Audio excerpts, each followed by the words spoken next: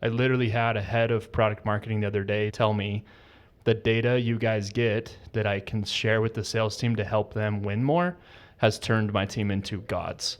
Everyone looks at them as, give me more of this data. Welcome to the Win-Loss podcast for product marketers. I'm Trenton Rumpf, the head of marketing at Closed, and joining me on this podcast is Scott Knudsen, head of sales enablement at Closed. For those who don't know, Closed is a leading provider of win-loss analysis services and tech. In this podcast, Scott and I are going to talk about how product marketers can use win-loss analysis to succeed at reaching their top goals and initiatives. Things like win rate, sales enablement, product roadmap. Also, marketing efficiency, competitive intelligence, and the Moneyball churn and retention. That's right. It's going to be a good time. Yeah. So in this episode, we're specifically diving into sales enablement, using win-loss analysis to power sales enablement. We know many product marketers actually become tasked with sales enablement primarily, and they may be struggling or they may be knocking out of the park on how to do that. So, Scott, this episode's about you. It's today. Of all the enablements, this is my favorite enablement. This is the most enabling enablement you've ever seen. I'm enabled right now. I love that. So we're going to dive in because Scott is the head of sales enablement here. You've had that role at other companies as well. Yep. Very experienced and doing a great job leading our sales team in enabling them. That's right. So let's just start, Scott, with give us a high-level view of sales enablement objectives, or kind of like your main goals in the role, and then we can dive deeper on each one of those and talk about how using win-loss analysis the right way can help you in those initiatives. Yeah. Sales enablement is kind of a newer role. When I was starting my career in sales, we didn't really have like a true sales enablement function. There were kind of some sales ops people and some culture people that existed, but it was kind of an up and coming position, 10, 15 years ago, right? Yeah. Really in the last 10 years or so, it's become like you need a sales enablement function at your company, and it's obvious why. If you talk to any sales leadership, they are swamped in things they have to do, and. Like what? Like golfing? Yeah. What are the things? It's a lot of golfing, actually. That's like kind of the main thing. It's okay. No, but I always thought that. Well, you are in marketing, so I could say exactly. Yeah. No, so like they are focused, on hitting the number, right? That's their goal, and with that, it's one-on-ones, it's meetings, right? Like they are focused on driving sales results. Yeah. Unfortunately, there are all these other projects and initiatives that need to be done that end up falling by the wayside because they just get deprioritized by sales reps, right? Sure. So what an enablement function can do is come in and scoop up a bunch of those things, right? So it's pretty common for them to need help with training and coaching and sales tools, right? So an enablement can come in, take off a lot of that extra workload, focus on those things, which are all super important. We'll talk about those, and just focus on having the reps hit their number, right? Gotcha, yeah. When I usually talk about sales enablement to people, when they ask me like, so what do you do? Right. I usually say there's about 5 kind of core things usually that sales enablement does. Right. I say usually because it's a term that probably kind of like a product marketer from company to company. It's totally different. It could be a little bit different from each one, right? And some of that depends on the size of the company, right? Really small companies, like I've worked for a small company where I wore a lot of hats, and I was doing lots of things. I've worked at other companies in enablement where I had a pretty singular focus. I was enabling one team in one kind of specific way, right? Right. So it tends to scale, and you get more prioritization with enablement. But those 5 things tend to be onboarding and working with kind of the learning departments and building an onboarding for sellers. Okay. Content. So this one kind of depends on how many people in marketing you have. Yeah, because a product marketer over sales enablement, I think when you say content, they're probably immediately going to like case studies. Right. How many case studies do they need? Yeah, exactly. Whereas content often for sales enablement might be more like battle cards. Okay. Or they might be more like, hey, we want to send an interesting email with a bit of content, one-off, a promotional something. Gotcha, yeah. So there's content that salespeople want that often ends up in the lap of marketing, but enablement often will pick that up. Do you guys do like the pitch deck? Like, is that typically on your plate? Sometimes I've worked on pitch decks before. Okay. A lot of these things you'll notice that really what enablement ends up being is kind of the voice of the people, the voice of the sellers. They are kind of entrenched in the seller's day to day. And so your regular sales rep doesn't have the time, and neither does a sales manager. Sure. So enablement can come in and sit down with marketing and be like, hey, here's the issues they want. Here are the bits of content they're needing. Yeah. You know, here's general feedback, right? They have the bandwidth to kind of meet with other departments. Gotcha. Cool. So yeah, onboarding, content, coaching. Okay. So kind of continued learning. Sometimes that's in the form of like sales coaching and like getting reps better. It's often in the form of like, there's a new product feature and everyone needs to be trained on it. Right. Or there's a new process and everyone needs to be trained on it. Sure. Right? It's pretty common that enablement ends up taking on that. Okay. It's pretty common that enablement will help manage a lot of kind of in the sales ops space, a lot of the sales facing software. Yeah. So cadence tools, sometimes Salesforce. Sure. Usually that gets specialized, but they're kind of a first line of defense for dialers, things like that, right? What about like conversational intelligence tools? Is that sales enablement? Or? Very often like Gong, Chorus, things like that. The person who needs to make those trackers and to leverage a tool like that, very often sales enablement. Tends to be sales enablement. And then lastly, this is kind of a catch-all, but sales enablement, it tends to work really closely with just sales leadership on projects. Sure. And so they end up being, hey, we want to build an incentive around this. Enablement can come in and help build that incentive. Interesting. Cool. You know, or hey, we need help. We're building territories and we want to get more information on X. And so sales enablement can kind of help be a piece in building that, or sometimes build it, you know, if you're small enough. So awesome. Like, lots of different stuff. And like I said, the bigger you get, the more specialization you get. You get teams of enablement where, you know, I've buddies in enablement who they're a BDR enablement, and that's all they do is just content and deliverables for one BDR team and that's it. Super specialized. Yeah, very special. Yeah. So it can be a lot, it can be a little, but that's kind of the overview. Tell me about, have you worked in a place, I don't know, we don't have that here, but have you worked in a place where a product marketer is doing sales enablement and you're also the sales enablement person, you have to work together? For sure. Yeah, I think definitely on the content side. You mentioned pitch decks, right? I think that often ends up in the lap of a product marketer. Yeah. Again, I think where sales enablement steps in there is product marketing. There often tends to be a little bit of a moat between them and like your frontline seller. Yeah, sure. So sales enablement can come and aggregate feedback, understands kind of the motion, understands what they like, what they don't like, what they're likely to use or say. Right. And so I think they end up being like, hey, talk to the sellers, figure out this. Hey, do you think the sales team would like this slide? Or, can you help understand what kind of references or case studies that might be impactful? And I can go and kind of help gather that stuff. This makes me want to tell you about an experience I had where we had this new product at a pretty large, fairly sized company that I was at. That was, an evaluation of about $1 billion, and they just launched this new product going into a new market.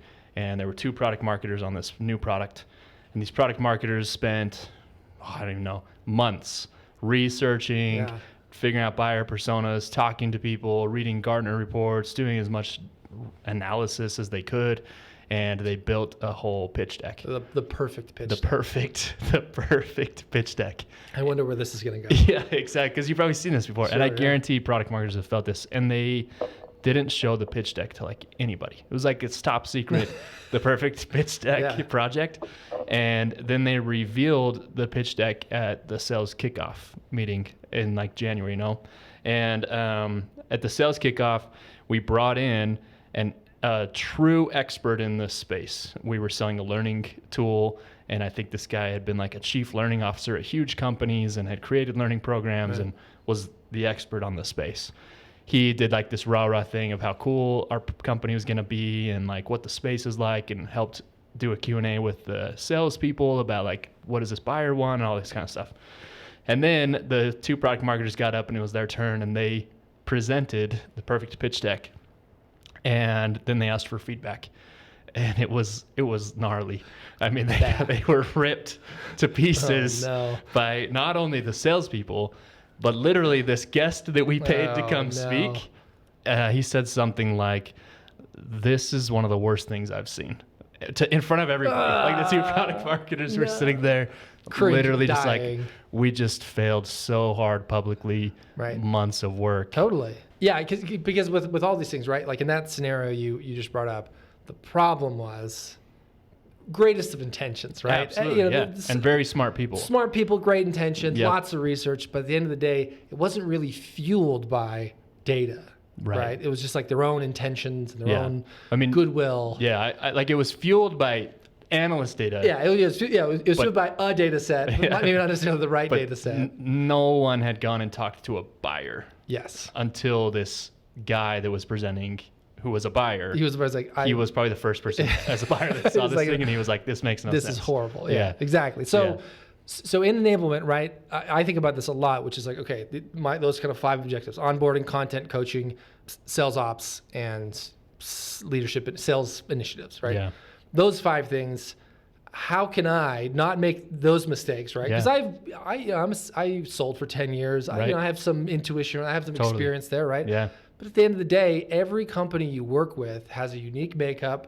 The buyers are unique, what their pains, what they care about. The market's shifting constantly, right? Totally. So if you're not talking to your buyers, if you're not gathering that insights, you're hoping, you're kind of shooting in the dark a little bit. Like, well, my experience tells me this, and I hope this is right. Yeah. What I love about win-loss is you're able to marry those things. Like, here's my experience tells me, and this is what our customers are saying. So this is reinforcing some of the things I know to be true. Yeah. We're also being like, oh, actually, interesting. This is what the data is saying. Right. Now I can come and create initiatives. I can create learning paths. I can buy tools. Right. All that cater towards what will actually drive more wins and less losses. Yeah, exactly. So in the right world, doing this activity talked about maybe in a different way, these product marketers would have looked at maybe 100 interview transcripts from buyers on both won and lost deals, right? Exactly. And they immediately could have seen, all right, here's the top 10 things that motivated the buyers to buy, and here's the top 10 things that motivated them to not buy from the interview data, right? And then they could have tailored the pitch deck towards those strengths and maybe away from the weaknesses or whatever. So when you bring on a new sales rep, talk to me a little bit about that onboarding experience and ways you've used our internal win-loss analysis or the approach, right, to train those new reps and to get them up to speed maybe faster? Or do you feel like, because you have a really robust win-loss program here. Right. Other companies, maybe you didn't. Yeah. Do you feel like it's made a difference in the onboarding process? Yeah, 100%. And here's why. You're a new sales manager at a company. You're a new whoever at any company, right? You're going to come in and be like, all right, I'm going to start building some stuff, right? Yeah. I'm going to build a playbook. I'm going to build this, right? And it's all, again, from your past experience, which is fine. That's good. That's part of the reason you're hired is your experience, right? Sure. But at the end of the day, you don't know what you don't know. Yeah. And the people who, in this case, tend to know best are your buyers, right? Like, this is what we love about this product. Yeah. And these are the reasons that we chose the competitor, right? So when I'm going and I'm saying, okay, I need to build a new onboarding program, how do I determine what areas to focus on? Right. Now, I can look at the product and be like, well, I love these features, and these are the ones we demo, and here are the areas in which that I think are really great. Yeah. And I could focus and spend a lot of time on that because that's what we've been doing. Yep. Right. Or I can focus on, whatever avenue, whatever's been done, I just kind of polish it up a little bit. Yeah. What win-loss allows me to do as I'm building an onboarding program is say, okay, I'll take close, for example. When I look at the win-loss data for close, the number one decision driver for our product is our consultants. It's the number one reason people buy us is they understand that they're not just buying a plugin that tells them like, hey, you have a 35% win rate. Like what they're paying for are these really educated, super smart, really talented, experienced consultants who are building dynamic programs with them. Yep. And when they talk to them and when they experience what that feels like, to every quarter have a full breakdown and analysis of like, here's what's happening in your segment, in your market. Here's why you're winning. Here's why you're losing. Here's what we recommend, right? That is so empowering for them. And they love it, right? Like, and we sell an awesome piece of software too, but like that, it's not the fact that our software is so awesome and sexy, right? That's not the number one thing. The number one thing, what the data says, is our consultants, right? Now, if you go to our website, if you talk to like a regular person, you might think like, oh, well, we are a software company. Sure. Surely it's the software. It's like, that's not actually the case. The software is great and that's up there. Yeah. But it's consultant, which is number one. So if I'm coaching a new rep, or if I'm building a curriculum, I need to spend twice as much time on what makes our consultants different. Why a buyer should invest in close, and how the consultant factors into that. If what our sellers are doing are just like, oh yeah, we have these great consultants and they're great. Anyway, check out the platform. If they're not spending enough time on that, it's putting deals at risk. Yeah, absolutely. They could over-index and oversell just the software side, and then 100%. people will be like, well, wait a second, I need a very skilled service component to this. Right. And if you over-index and you feel too much like a software company in that world, you would lose the deal, right? 100%. Yeah, that's awesome. The other thing I'll mention really quickly is onboarding programs, in my experience, tend to be baked and then like refreshed annually, maybe. Yeah. They can get stale a little bit. Can you refresh baked goods? Maybe we have another podcast about honestly, that. Yeah. So what I love about win-loss is, and we talked about this a little bit last week, is I can get a survey that comes in and I can read, hey, here's a deal we just won. And I can kind of comb through it like, oh, here's one of the things, this wasn't necessarily a decision driver, but it is a great business insight on what they loved about maybe a particular rep said or did. Right? For example, on a recent deal, a rep chose to involve a consultant in the process a lot sooner than maybe they normally would. Sure. But they wanted them to have a discussion to kind of talk about the philosophy of their market and kind of get the consultant's opinion on it. And they loved that. Yeah. Right? So now as I'm going through my onboarding curriculum, right, I have a part where we get to consultants. Now, I don't have anything that would instruct them to even consider that. Right. And a long enough time goes by and I will forget that little tidbit. But instead, I'm able to put a little nice thing that says, hey, in the selling process, not only should you highlight consultants, in some cases, it makes sense to bring them on as early as the second call. And here's why. Yeah. Right. And I can now point to this customer that bought because of that, or at least one of the key reasons they bought. Influenced it. Yeah. Now my sellers have that as a card they can play. To help influence and win more deals, right? And that's like a real-time audible that I can put in my onboarding program that makes a lift almost immediately. Yeah, that's awesome. And it's all coming from the buyer's perspective, not from a guesswork assumptions game, right? Exactly, yeah. So let's talk about content. I bet a lot of product marketers, that's kind of where they're pushed is we need content, we need case studies, we need ROI calculators, we need business cases, we need white papers, we need all of these things to help us sell. And they're probably getting bombarded a lot of times. Like I know every marketing team I've ever been in has been bombarded by individual reps being like, if I had only had this content, or if I had only had a case study with a 34-year-old CEO that lived in Pittsburgh and was selling steel to a mining company, we would have won that deal. Like so specific, right? And so let's talk about content and how you use win-loss to maybe prioritize requests you get from sales reps, or to help you understand what internal content you need to train them better.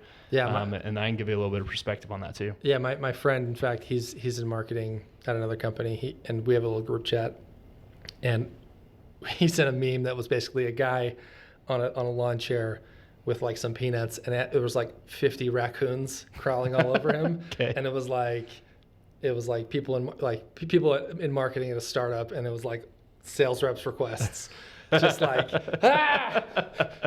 just being overwhelmed and overtaken by, it's like, we need this and I need this. It's like, I'm just like one guy, like, I'm sure, a lot of people, especially in the product marketing and marketing, feel that burden a lot where it's like, there's just so many asks. Yeah, absolutely. Do we have any white papers that, I love your example of anybody in Pittsburgh. It's got to be a middle-aged person though. Yeah, exactly. And we haven't put you sold tea before, like herbal tea, like specifically. Because they won't buy unless they have one reference from herbal teas, right? Like, So on the enablement side, right, we talked about this where they end up being kind of a mouth of the sellers, right? They can be a representative of the selling team, right? What's nice about an enablement function is you don't have to necessarily rely on the squeaky wheel sales rep who, hey, this Right. deal, it's paramount, Yeah. right? You can funnel that to enablement. Enablement can build out, okay, here are the asks. And they're able to work with product marketing and win-loss data, again, to prioritize. Like, okay, well, here's what people are wanting. Case studies around this. Here's what the data is suggesting. It's actually not the case studies. They're not seeing ROI. Right. Now, we are getting some asks for ROI too. Yeah. So if I'm going to say, hey, should you spend your next few weeks building a case study, typing it out, making it look pretty, sending the PDF back, or spending those 2 weeks building out an ROI calculator for this particular deliverable or whatever. This is gonna address specific asks and specific win-loss data, and it's gonna specifically address sales reps asking for it, right? So what enablement can do is help gather the sales reps information, that intel, help corral the raccoons a little bit, Right. and then work together with product marketing, who again, they're doing 10 other things, right? Yeah. It's like their job isn't to just make case studies, Sure. right? Like they're doing all this other stuff, right? And it's really hard for them to get a straight story from both the sales reps and sometimes the sales manager, who maybe Right. has a little, skin in the game on like, Yeah. I want you, this one deal I really would like to close because it's Yeah. my number 2, right? Sure. It's not that, like, of course they want that, but Yeah. is that going to win the company more deals? Yeah. One thing I've seen, which was really cool at a customer of ours, is they were laser focused on this one competitor. So they were building their entire marketing campaigns. I'm sure they were building their sales, onboarding and content and training and battle cards against this one competitor. Right. And then they sent us out to do interviews on their buyers. And after we had like a few dozen interviews come back, all of us realized really quick that's not even your competitor. Like Right. you're losing to a no decision Totally. most of the time. And you need to stop focusing on that competitor entirely and go and make the business case and prove the ROI just generally for the entire solution for all the competition, not just yours, right? So they switched the entire motion. Go to market was against no decision instead of this one competitor. Right. And what's cool is the product marketing team there could actually look at buyer feedback and realize all of our content that's been so focused on competitor A doesn't even need to exist right now. Right. We need to make content like this. And if they didn't have that data and some sales rep came to them and was like, hey, we had a no decision, I actually would love it if we did an ROI calculator type of thing on the website, guaranteed the product marketing team would be, that's recency bias, that's not actually going to solve the problem. How do you know it's actually a problem? And they would probably ignore it and keep focusing in on like competitor A. Right. And I've seen that time and time again here with companies that we help, is it helps you not only prioritize the right content, but actually build the business case for that content instead of saying, I don't think that's going to solve your problem and it's not what you need. Then they literally can read from the buyers almost the same thing the sales rep said. If I had this case study from the 34-year-old steel company owner or whatever it was, right? Like Totally. I probably would have done this deal. And then we actually do need that really specific case study. 100%. This actually ties into kind of, so we've talked about onboarding and content. This kind of ties into coaching as well. Yeah. So in enablement, it's, I would say, pretty common for someone from sales ops or from kind of a learning development role to move into an enablement role. Yeah. Sometimes you have someone like me who comes from a sales background, but Sure. it's just as common, if not more, that they don't. Right. And coaching can be a part of sales enablement, right? Yeah. I totally agree. I don't know how a product marketer that hasn't sold before takes over sales enablement. I think that's why they over-index on content and case studies so much, and not the coaching side of sales enablement, because That's what they know. Yeah, they I don't know how to go coach. I've never done that. And so what win-loss allows you to do on the coaching side is really similar when it comes to content, which is to say, hey, you think that this is the right way to do it, or you think that you need this bit of content, but actually that's not the case, and it's not me saying that. It's them saying that. Yeah, exactly. And so if I'm coaching a rep and saying, hey, you need to be more flexible in your payment terms or whatever. Yeah, sure. Your inflexibility in X, Y, and Z is actually costing you deals, right? That's not me, an unexperienced seller, being like, well, just do this, right? Like, it's you being like, hey, I actually consolidated a bunch of data from our win-loss interviews, and here's what we're seeing. Yep. And here are some ways that you can curb that. Yeah. And you can then provide coaching that addresses those issues. As a previous seller, I've experienced both enablement who knew what they were talking about and just said, hey, like, do this, right? Right. Anything that is data driven, it's like, oh, okay, well, if that's what our buyers are saying, then okay, yeah, I'll do that. Yeah, right? for sure. So I think it's similar in that, like, it's really easy to be like, well, this is the content. And your example is like, no, you think you need that. And maybe that one case you did need that. Yeah. But actually that's not the systemic problem. There's a much bigger problem, right? Right. And if the content that we're making and we're engineering and that we're thinking about, that we're putting our mental faculties towards fixing, is a no decision, not a competitive decision. It's the same in coaching, right? If all the if I'm going to go buy some, Sandler training or Challenger sale, a really expensive thing. Sure. If it's not actually addressing the problem that we have, then I've spent a lot of time, resources, and effort on something that might help still. Sure. Yeah. But it's going to fix 10% problem, not a 50% problem. Yeah, absolutely. Yeah. I think the other interesting thing about coaching that I see, product marketers are trying to get into this world where they'll get access to a conversational intelligence tool like a Gong, and they'll try to listen to the sales demo and the conversation. And the conversations are like, they're very sales context based. Right. So you're not going to hear in that conversation, the buyer is not going to stop the seller in that demo and literally say to them, I can tell you have no empathy for me and you don't understand my problem and I'm not going to buy from you. Right. Right? They're going to let them finish. They're going to let them finish. They're going to be nice. And at the end of the day, they might be like, I don't have budget right now. Right. We talked about this last, what buyers say isn't necessarily isn't the full story. Right. Exactly. Yeah. I don't want to say that they're lying. It's just not the full story. So it's really hard when you're just listening to Gong things. Like, sure, you can listen to that or Chorus or whatever tool you're using. You can listen to those conversations or sit in on a demo and be like, okay, this seller doesn't explain this feature or this service or whatever it is very well. We should coach them on that. But what you won't get is a buyer quote literally saying something like, this sales rep was so aggressive it felt like a used car salesman. Right. And they over emailed me, they over called, they were just way too intense. Right. Because you may be at the end of the quarter and as a sales leader, you're like, that's what I want. Get them on there. Yeah, exactly. You're like, that's good behavior. And then you'll realize that totally pissed the buyer off, right? They hated that.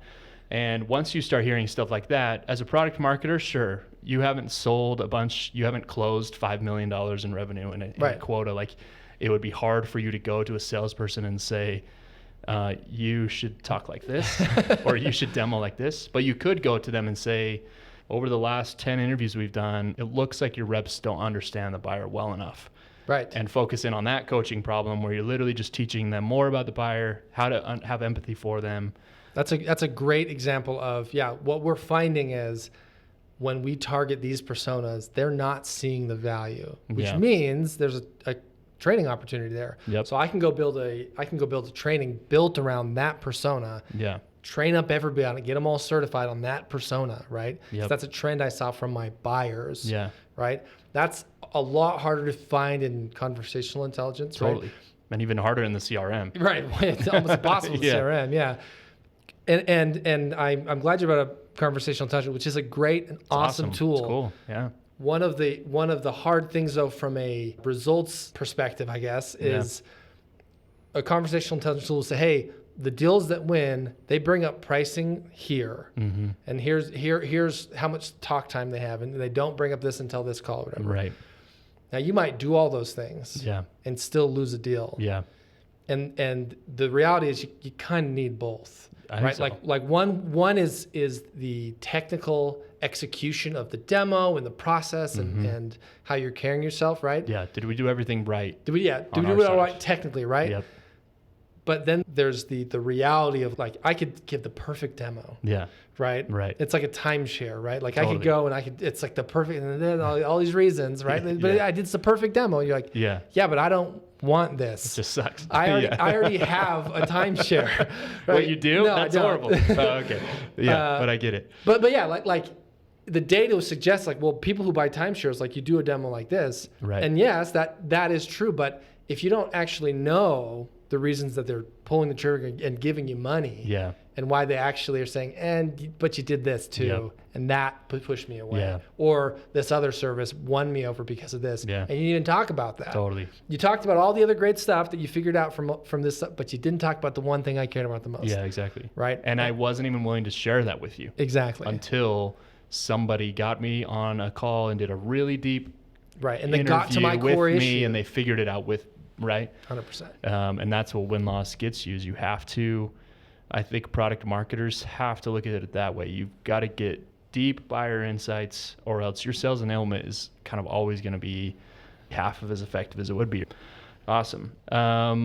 You talked about one of your fourth objectives or initiatives on sales enablement side is helping with like ops tools, or if there's a process thing that's kind of broken. I don't know of any cases very often where a product marketer is doing that. But what I want to touch on really quick, which could be cool, is if a product marketer is trying to help win rates or trying to do sales enablement, they can level themselves out of the I'm just going to throw you a bunch of case studies world and into the world of like, I'm actually going to enable your team to fix something, right? Sure. And what we see a lot of times in our data is the sales process impacts deal outcomes big time. Totally. This one's a big one that I've been thinking about a lot lately is a salesperson doesn't own the sales process well enough in such that they enable a buyer to have a business case where that buyer can then go internally and sell the business case to every stakeholder they need to. Totally. And if they don't own that sales process, they'll get off the demo and they'll be like, oh yeah, this is going to close for sure this quarter. Right. And they'll put that in their forecast, and the forecast will be totally wrong because the end of the quarter will come and then they'll be like, oh, actually, we didn't even know they needed a security review. So this isn't going to close until next quarter. Right. And then you missed your forecast quota, big time. Right. And all you had to do was own the sales process enough as a salesperson to know, hey, there's a security review at the end of this thing, or this person needs to go sell it internally and get buy-in from this person and this person and this person. And I think it'd be really hard for a product marketer to help salespeople with that problem. But what they can do is use win-loss analysis, go get the buyer feedback, and start to realize that these are actual problems you should fix. Right. Yeah. And on the enablement side, again, my job is to reduce sales friction. That's like, that's great. When I think about like what sales enablement does, it's reducing selling. It's to sell more deals quicker, faster, better, just reduce friction. Right? Yeah. And part of that does come with the tools that we use, right? And so if a good example with like a security review or like an RFP, right? Yeah. There are tools out there that, hey, we make your RFP process go from 3 days to 1 day or whatever, right? Totally. Or a legal software or whatever it might be, right? Yep. If what we're finding is that a lot of deals are getting caught up in these areas, it's incumbent on me to help build a business case to sales leadership and to finance to say, hey, we actually need to invest in tools to help reduce the sales friction in these areas. Yeah. Because it's actually impacting our win rate. Yeah, exactly. These deals are pushing because we don't have a great, we don't like a CPQ. This is a problem we dealt with a lot at my last company, which was they didn't have a great way to build custom quotes. And so they'd build a quote and take them 20 minutes in Salesforce using this kind of old tool. Yeah. And send it back, okay, great. What happens if we do 5 licenses instead of 10? It's like, they basically have to start all over. Right. Send another 20 minutes, and they send it up. Actually, what if we did 10 more? And they do that all the time. And they do it all the time, right? And so I was like, this is broken, right? Yeah. So I looked for a tool to say, hey, we're going to use this on the front end. It's a lot quicker. It's seamless. It does, these great things. Yep. And then when they're ready to buy, you make one quote, and it's a lot faster. Yeah, right? Absolutely. So in that scenario, right, like I am looking for these friction points in order to enable my reps to sell better, right? What a product marketing persona can do with win-loss is identify those friction points Yeah. and say, just as you mentioned, like, here are these weak points. You should go and find a tool that addresses these Right. things. Yeah. Right. And- like that can speed the lead. Right. Like, Yeah, hey, exactly. the one thing they mentioned in this interview that, like, they submitted a form. It took them a week to get back to them. Yeah, exactly. That's a big problem. Yeah. You know? Oh, yeah. That didn't come up in the demo. Right. Yeah, I of never course. would have known that. I can't believe it took you a week to get back to me. Right. They're like, oh yeah, sure. Yeah. Glad we finally, made it or Exactly, whatever. totally. Right? So there are lots of things like that where it's like part of, on the ops side, really, especially when it comes to like tools and tool management and identifying, things to invest in. Mm-hmm. I think Yeah. sourcing those friction points Yep. is huge. Yeah, and I think in my experience on the marketing side and with product marketers, I don't think they've lived and breathed in that world of sales friction where you're logging calls into CRM and you're logging meetings and you're taking notes and you're trying to push the deal to the next level and you're sending out tons of emails in a cadence tool and all that it takes to run just a good sales process. So it would be really hard for them without that experience, I think, to go and like analyze. And I don't think they would. They'd be like, well, I'm gonna have an ops person do that. And they would just ignore it as part of the sales enablement piece. Totally. But there's a lot of companies out there where if you could go to a head of sales or the ops team and say, hey, our win-loss data is showing me that the sales process has these 3 problems. I'm not the expert. I think you guys should look at this though, and let's figure something out. Yeah. That would be way more valuable than, hey, I just did 3 more case studies. And in that example, if somebody from an ops team said, hey, just so you know, your lead response time, what we're hearing is that it's impacting deals in a negative way. Yeah. I'd be like, wait, what? Yeah, exactly. Like, alarm bells would go off in my head. Absolutely. And I'd dive into the problem and Yep. I'd spend a bunch of resources trying to fix it, right? Yeah. If I don't know that, I'm focusing on all of my other projects, just like everybody else is, right? Yeah. So you're able to, bring up this Yep. data Yep. to the right people who know they have the nose for it. Like, oh, that? Yeah, I know how to fix that. I can fix that. Yeah, totally. They're like, oh, great, let's focus on this. Or Yep. I can bring in a trainer to coach on that or whatever it might be, Yeah. or a tool to fix it or whatever. Right. And then the other part of it is the product marketer at that point really provides more of a value add in helping sales enablement than they would with just content or anything like that. So yeah, that's great. I think product marketers should think about using win-loss more in that regard. I think it would help them improve win rates and sales enablement a lot faster than just more case studies. Yeah. Yeah. I was going to say the last one here. So we talked about onboarding, content, coaching, sales ops. The last one I said is kind of sales leadership initiatives. Mm-hmm. This can be a lot of things. It's a little bit of a catch-all. It's kind of the first 4 things all up in one thing in some ways. But I wanted to make its own thing here because what win-loss enablement allows you to do, kind of like we just talked about, is identify these friction points. It's very common in an enablement role is to be reactive. Here's the problem, go and fix it. Here's the problem, go and fix it, right? Being proactive is a lot harder to do, requires a lot more data, and most people are putting out fires instead of building up bridges, right? Yeah, right. And so one thing I love about win-loss is, as these interviews come in, I'm able to be like, this isn't a problem yet, but it could be. Yeah. And I don't want it to be. Right. So I'm gonna be proactive on my onboarding. So I'm gonna make it so that reps are able to identify this. Mm-hmm. I'm going to do research now on lead response and understand, is there a problem there? Do we need a research a tool now and get ready for it, right? I'm going to see if the data I'm hearing is a coaching issue with my reps and see if I can start building training now before it becomes, oh, we've lost 10 deals, not just one. Right. So this idea of, I think, being proactive is really important in my role, where instead of just doing, hey, this is what everybody needs done, I can identify, hey, I think there's something broken with the handoff. Mm-hmm.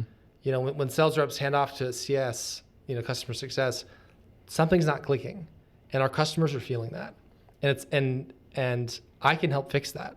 I can corral the parties. This is one thing I did a lot at my last job, which was I ended up being kind of this go-between different departments, and something came up where where effectively we said, hey, we need another pricing tier that has a different feature set. And I was like, why? I was like, well, there's enough data to suggest that we need this. So I had to bring all these, we basically had to corral the meeting in order to be like, we need to do this. And so they got to talk through, okay, what features are, how much the price point, and eventually did it. We created this new pricing tier, right? Yeah. That was no one was doing it. It wasn't like we had data to run, but like it was an initiative that I took on myself because I was doing my own win-loss data at the time and realizing that we were losing a lot of deals that fit this one type that that's too expensive and all we need is X, Y, and Z. And we didn't have a package that suited that, right? Yep. With win-loss now, we can identify that right away. Yeah, exactly. Start thinking about product solutions, plant those seeds in product so they're already being cognizant of what they're going to build down the road. Yeah. So that if we need to flip the switch on a feature, it's already ready to go. The foundation's there. Yeah. The last thing I'll kind of talk about in terms of how a product marketer can help sales leadership with their initiatives is win-loss really only works if you have trust with the sales team and with sales leadership especially. And win-loss should not be used as a witch hunt, right? And if you can be proactive in the things win-loss is telling you need to be fixed and go to the sales leadership team, even if you're not the expert, and say, hey, our sales process is weak in these 3 areas, or our training is weak in this, or our buyers are saying we don't understand them in these separate ways, you're going to get that buy-in and trust. And I literally had a head of product marketing the other day tell me the data you guys get that I can share with the sales team to help them win more has turned my team into gods.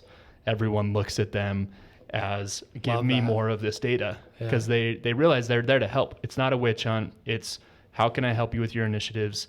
Here's some initiatives you should be thinking about, and guiding them and giving them solid answers, all powered by the buyer feedback you're continuously getting in your win-loss program. Cool. So I think that's a great place to end. Scott, if you could, will you just recap like those top 5 objectives again for us? Totally. So again, win-loss analysis impacts my role as a sales enablement in a considerable degree and across all my functions. And the ones we talked about in this episode, onboarding, right? Being able to train reps and use that data to inform how we onboard our onboarding programs. Content, building better content that, prioritize the right content, making better requests based on what buyers actually want. Coaching, being able to coach reps on trends that we're seeing and have data to back those coaching best practices. Sales ops, being able to pick good tools and services and things to invest in. Again, it's all data driven by win-loss analysis. And then the wide variety of sales support, leadership initiatives cross department, right? I can be proactive in my enablement role because of win-loss, as opposed to just putting out fires constantly. Awesome. So anyone listening today, we do have a cool offer. If you want to get a taste of how win-loss can help you with sales enablement or any other of your product marketing initiatives, we're offering a free buyer interview from one of our highly skilled consultants. Free, baby. Free. And all you have to do is go to close.com/free-interview to claim that, and we'll jump on there and you send us a list of some of your buyers and we'll go out and get one of them to do an interview with us and start getting you feedback. That's CLOZD.com/free-interview.